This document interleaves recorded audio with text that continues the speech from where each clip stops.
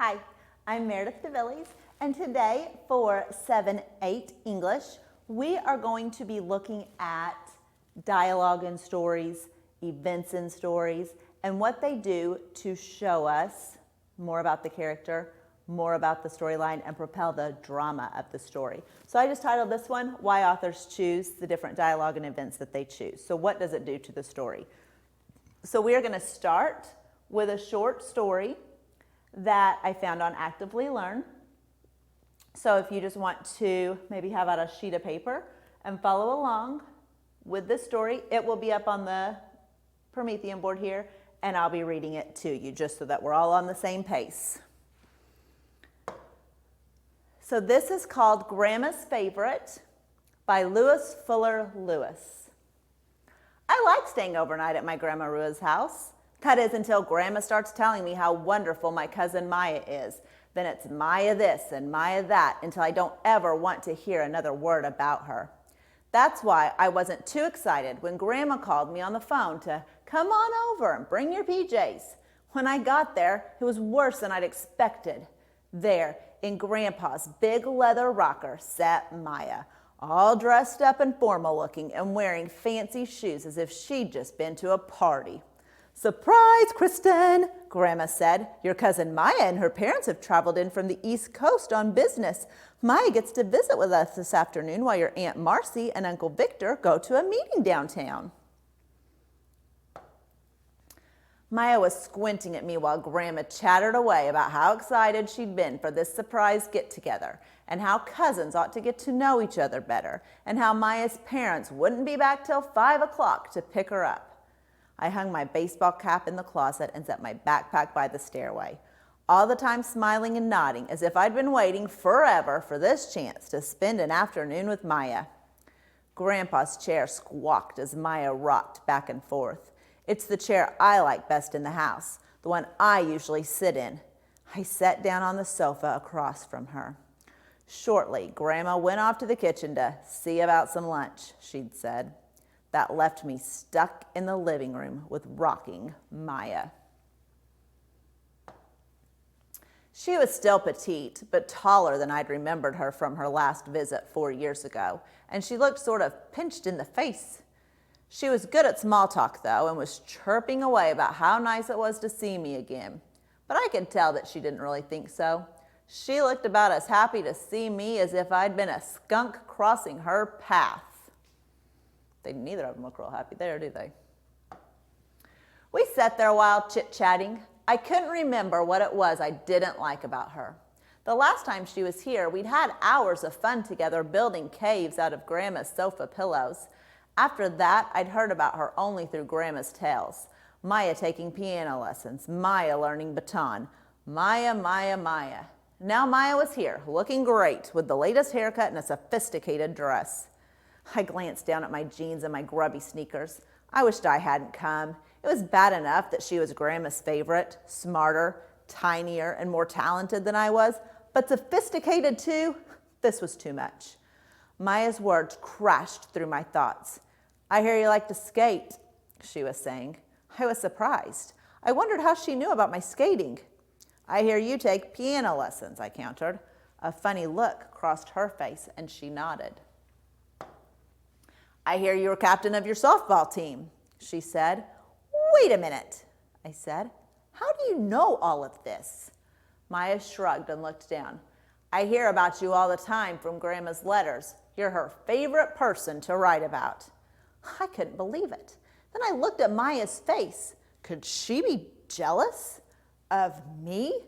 The only thing I could think of to say was, "You marched in the Memorial Day parade with your baton unit, didn't you?" Maya looked up.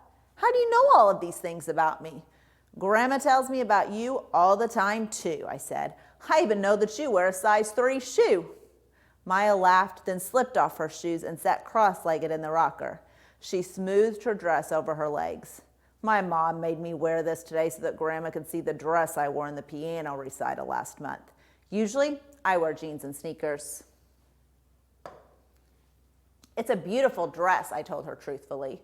"Do you think you'd ruin it if—" Then I chuckled and said, "Well, I guess we're too old to make caves out of the sofa pillows." Maya laughed. That was fun, wasn't it? She said. I have my jump rope with me. We could do that after lunch if you want. Maya and I taught each other all the jump rope songs we knew. Grandma helped twirl the rope and even taught us a few jump rope rhymes that she had sung as a girl. 5 o'clock came too soon. While Maya's parents were in the kitchen talking to Grandma, Maya and I promised to write to each other. She also promised to ask her parents to let her come back in the summer for a week-long vacation with me at Grandma's. As Maya and her parents drove off in their rental car, Grandma and I stood on the front porch and waved goodbye until they were out of sight. Isn't Maya a lovely child? Grandma said. She's really nice, I agreed. Did you know that she got all A's on her report card last grading period? Grandma asked as we went back into the house. I smiled, knowing now that Grandma had 2 favorites. No, Maya forgot to tell me that, I answered. So now that we've read, we are going to go back to the beginning of the story and just kind of mark right on the story some different events and dialogue and what they do to the story.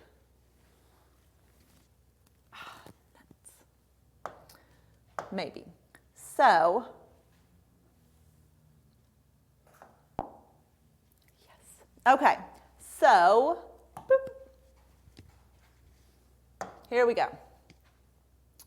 So the first thing that we are going to make note of is the fact that when Grandma calls her, right, and says for her to come over and bring your PJs. So I'm just going to put an arrow here, maybe a little bracket. So when we read this, we probably kind of had a little idea that something was coming, right? That this wasn't going to be a normal trip to Grandma's, especially since she just got done talking about how all Grandma does is talk about Maya. So we're just going to put next to this a clue. So then the next event that we're going to make note of is the fact that she got there, and not only was Maya there, but she was sitting in Grandpa's rocker, right? So this kind of tells us there'll be a clash between Maya and Kristen. And then the last thing that we're going to make note of on this page of the story is some dialogue here. So we're going to look at the line, surprise, Kristen, your cousin Maya and her parents, blah, blah, blah, blah. So this kind of tells us the fact that Grandma was so excited about this kind of gives us a little insight into Grandma, right? Like if Grandma had any idea, at least we would hope, that if Grandma had any idea that these 2 girls were not feeling positive feelings towards each other, she probably wouldn't have set this up or been so excited about it, right? So we're going to put right here, Grandma doesn't know.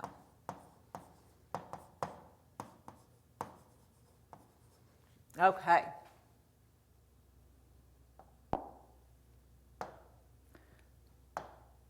Boop. So on this page,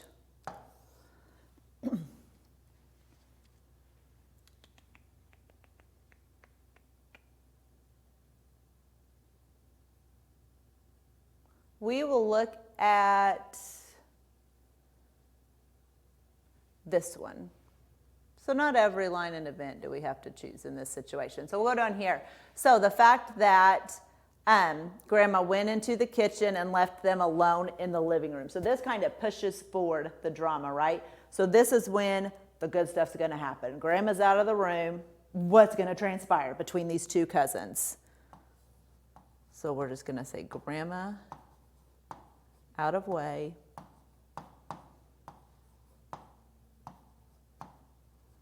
Equals drama. Okay.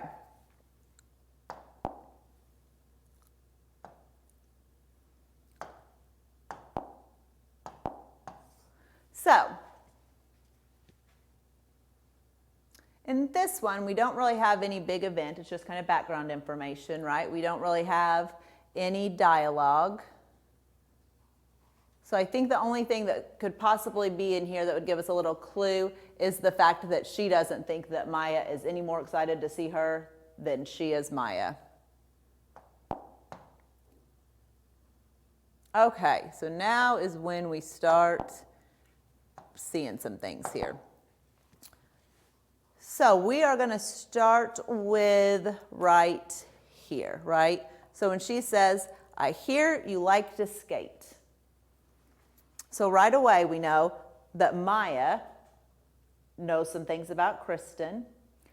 And the fact that it says it crashed through my thoughts means that Kristen was kind of taken aback by this, right? Like if this was a movie, this is when her thoughts would hear like the screeching halt of the record, right? Which you probably don't know what a record is, but the screeching halt of a record to kind of bring her back to reality.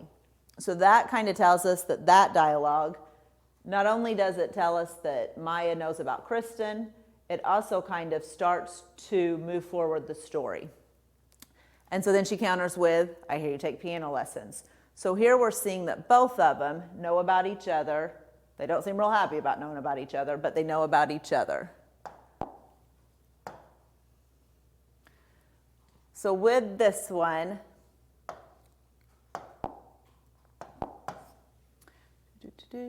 so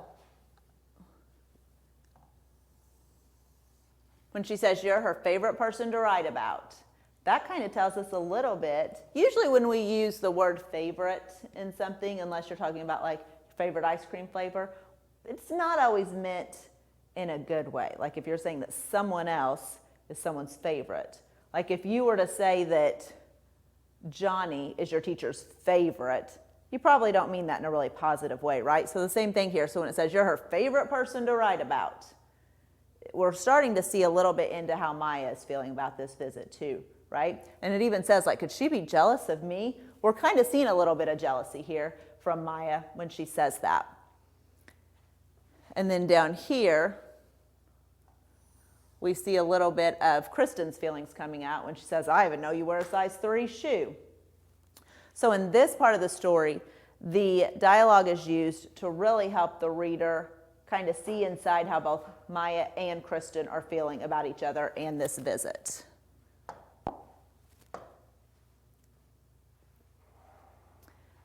And that's when we can see that the story starts to break, right? Like we've kind of hit the climax, it's starting to head towards a resolution. So they're now laughing together.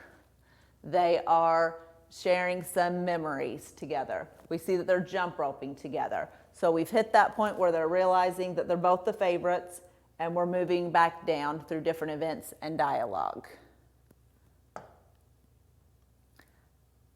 And then we can see right here, so the fact that Kristen says both she's really nice, I agreed, and the fact that no, she forgot to tell me that, and that she smiled while she said it, kind of shows us that Kristen has had a change of heart towards her cousin Maya, right? She doesn't have those feelings of jealousy anymore because she's realizing that Grandma had 2 favorites. So in this story, we have seen the fact that through dialogue, we are able to see Kristen and Maya's feelings towards each other. Through Grandma leaving the room, we were able to see that Grandma didn't have any idea that these 2 girls felt this way about each other. And obviously she still doesn't, since she ended with, do you know she got all A's? And then through some of the events, it kind of propelled the drama, right? So once Grandma left the room, kind of moved the story into a, oh, what's going to happen? Grandma's gone, the girls are left alone, and the story unfolded from there. So now we are going to practice a little more with a couple movie clips that I have found. So if you want to go ahead and get out a sheet of paper, or just keep it in your brain, and think about some different things that happen or are said during this clip and what it does to the story. Every time.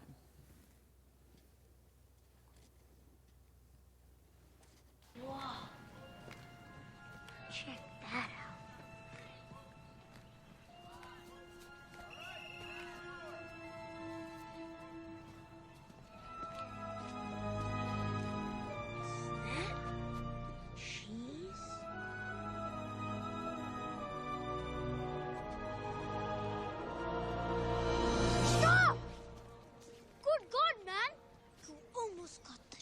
cheese touch. The what? The cheese touch.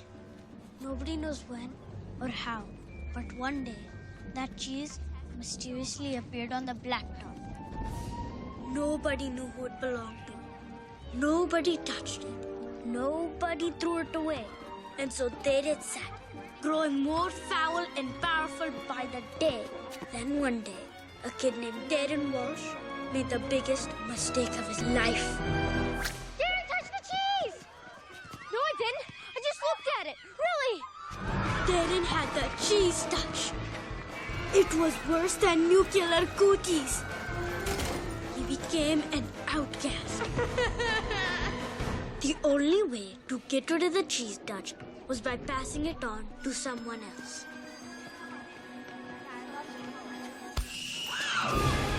And so began the cheese touch frenzy. Friend turning on friend. Brother turning on sister. It was madness. Until a German exchange student named Dieter Müller took it away. Dieter hat the cheese touch. Der Cheese Touch? Wie bitte? Ich verstehe nicht. Warum rennt ihr? Was soll das heißen, der Cheese Touch? Sadly for Dieter, that fact was lost in translation. Thankfully, he moved back to Dusseldorf and took the cheese touch with him. And so the cheese sits, patiently waiting for its next victim. Wow. This is a terrible place.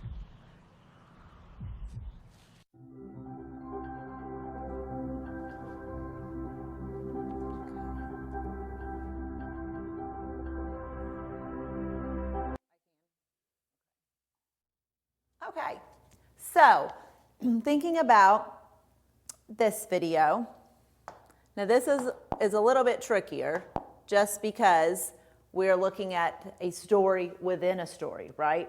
So we are going to start with the fact that he yells, "Stop!" So with that,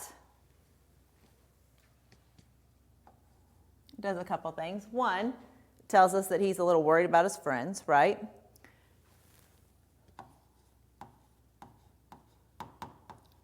And two, it kind of sets up the scene for them to learn about the cheese touch, right?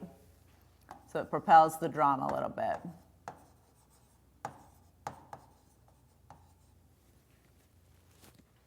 So that's in the movie. So then that starts the story of the cheese touch. So in that, the event that he touched the cheese. So that kind of puts him in isolation, right? No one wants to be his friend with the cheese touch.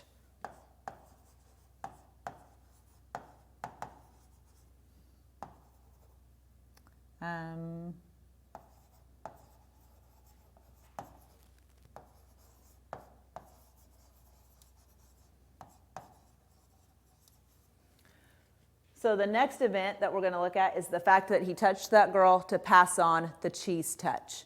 So that propels the story. By then, that's a series of events, right? So then she passes it on, and he passes it on, and so on and so forth until it hits that German exchange student who takes it back to Dusseldorf with him. And then we're going to look at the last quote here, so where he says, "This is a terrible place." So that tells us both something about the character and propels the drama in the story. So with the fact when he says, "This is a terrible place," it tells us that he's not real thrilled to be in middle school, that maybe just the story of the cheese touch is not the only story that he has heard of middle school, or maybe that he's experienced. And then lastly, it sets it up for more things to unfold in the story, right? Like for him to say, "This is a terrible place," and then stare off into the building, it lets us know in the story more drama is going to happen. So all of those events and quotes or dialogue had a purpose in that story to let us know about the character, to kind of move the story forward, if you will. So now our next our next video clip, we're going to look at and then do the same thing.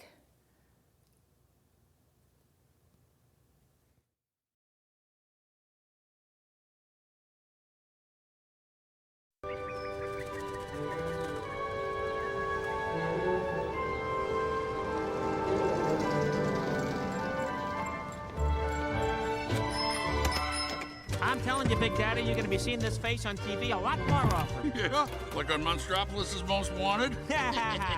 You've been jealous of my good looks since the 4th grade, pal. Have a good day, sweetie. You too, hon. Ooh, okay, Sully, hop on in. Nope. Hey, where you going? What are Mikey, you there's doing? a scream shortage. We're walking. Walking? Yep. No, no, my baby, look, she needs to be driven. My baby, I'll call you.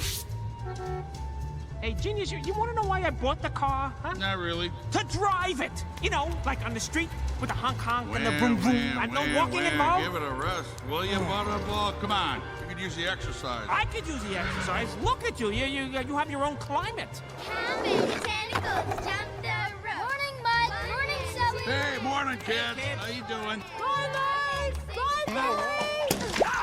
Hey!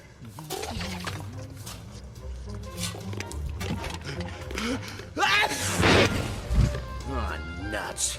La la la la la la la la. Hey, fellas! Hey, Tony! Hey, Tony! Bow. I hear somebody's close to breaking the all-time scare record. Just trying to make sure there's enough scream to go around. Hey, other house! Hey, thanks! Grazie. Bada bing! Oh, great. Hey, Ted! Good morning! See that, Mikey? Ted walking to work. Big deal. Guy takes 5 steps and he's there. Okay. There's kind of a lot going on there, but these are the 4 that I have chosen for us to look at and talk about how it affects the story. So the first one that I chose is when Mike says, "You've been jealous of my looks since the 4th grade." So that really doesn't do anything to move forward the story. It just kind of tells us a little more about Mike, right? So he's a pretty confident guy. We know that. We know that his size and one-eye situation doesn't faze him in the least.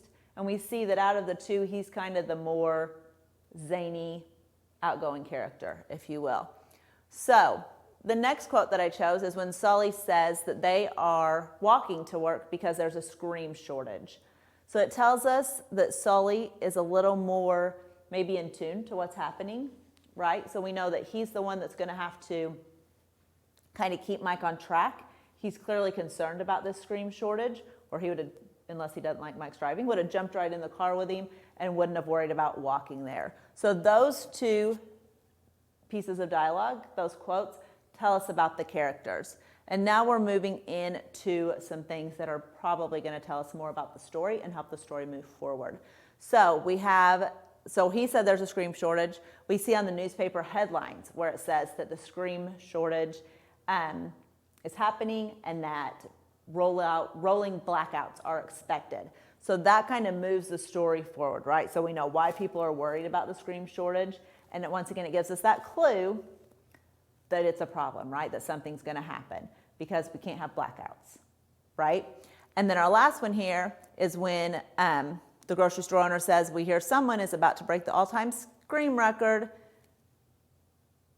So once again, so that moves the story forward. So we can tell by these 2 things here, and by Sully being scared about the scream shortage, that's moving that story forward. It's bringing in the drama, right? We know that he has quite a bit invested in this scream situation, right? He's close to breaking the record. There's a shortage. Boom, bop, doom. We want things to happen. All right, we're going to look at one more video here.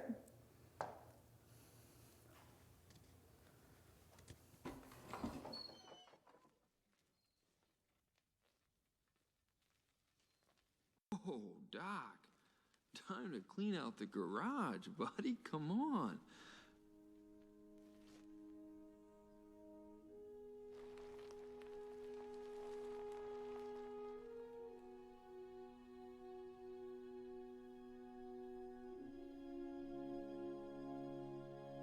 What? He has a piston cup?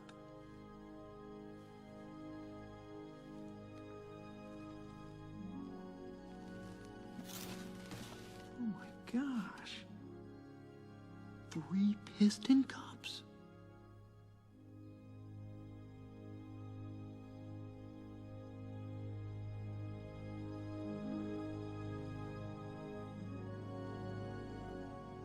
Sign says stay out. You have 3 piston cups. How could you I knew have... you couldn't drive. I didn't know you couldn't read. You're the Hudson Hornet. Wait over it flows, like I told you. Of course, I can't believe I didn't see it before. You're the fabulous Hudson Hornet. You still hold the record for most wins in a single season. Oh, we gotta talk. You gotta show me your tricks, please. I already tried that. I mean, you won the championship 3 times. Look at those trophies. You look. All I see is a bunch of empty cups.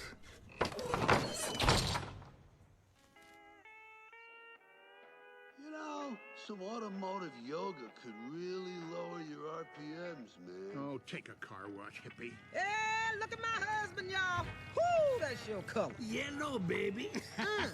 You smoking. There he is. Oh my gosh. Did you know Doc is a famous race car? Our Doc. No. It's true. He's a real racing legend. He's the fabulous Hudson Hornet. Fabulous. I never seen Doc drive more than 20 miles an hour. I mean, have you ever seen him race? No, but I wish I could have. They say it was amazing. He won 3 piston cups. He did what in his cup? I think the heat's starting to get to the boy. Well, I'll say, look how red he is. Hey, I think he needs a new coat of poly, man. Are you sick, buddy? Well, you're looking a little peaked. Yeah, he needs a new coat of poly for sure. Hey, what are you doing? It's okay, Sheriff. You can trust me, right? I trust you, all right. It's him I'm worried about. I trust him. Come on, let's take a drive. A drive? Yeah, a drive. Don't you big city race cars ever just take a drive? No. No, we don't.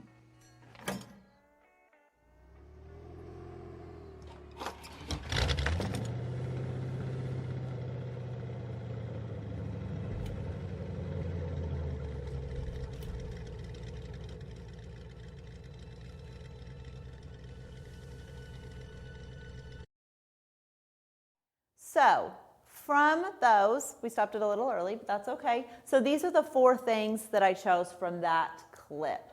So we have lightning rolling into a dark garage and saying, like, you need to clean the garage. So that lets us know that Lightning is curious about Doc Hudson, that he doesn't really respect boundaries, right? And that it kind of lets us know he's probably going to find something in that garage. So it's moving that story forward. He's surprised by the fact that he has a piston cup. Once again, letting us know we're going to be finding out more about Doc Hudson and moving that part of the story forward. The fact that Doc comes in and says, the sign says stay out. I knew you couldn't race, didn't know you couldn't read. Tells us about Doc. He doesn't want people in there. That's probably why the sign says stay out, right? He wants to keep that a secret, and he has no interest in talking about the situation with Lightning McQueen. And then lastly, when Sally asks Lightning to go for a drive, the fact that that's when she fills up the tank and asks him kind of lets us into the fact that Sally probably already knew that about Doc Hudson and wants to remove Lightning from that situation so she can talk to him. So with that, wraps up our lesson today. And our code word is drama.